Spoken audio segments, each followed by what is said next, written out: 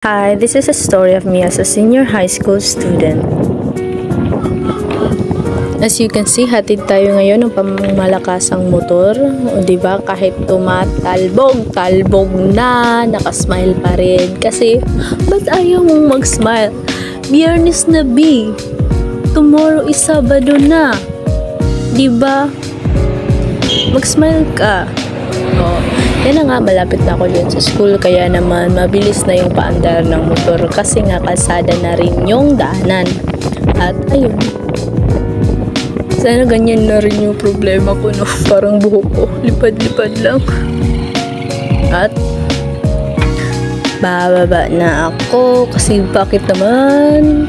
Nakarating na ako eh, bababa talaga. At yun, sana na naman si auntie. Goodbye, father. Nakarating na ako sa school. At welcome sa classroom namin. Ewan ko ba kung ba't ganyan yung basurahan. Baka may pumuntang pusa. Yon, kukunin ko na yung gagawin kong project. Yan pala yung mga quizzes ko. At natapon! Huwag natin kalimutan yan, ha? Kasi baka di tayo magka-grades niyan, B. Yun, naghahanap na ako nung ng pagdodrawingan ko. Naiwan ko kasi nalagay ko dun sa lagay ng kaklase ko. Kaya ngayon, kasi nga madilim, let's turn on the lights.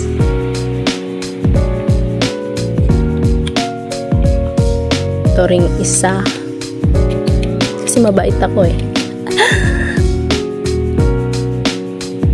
Ayun. Nananalamin pa. At balik tayo sa paghahanap kung nasa na nga ba yung pagdodrawingan ko.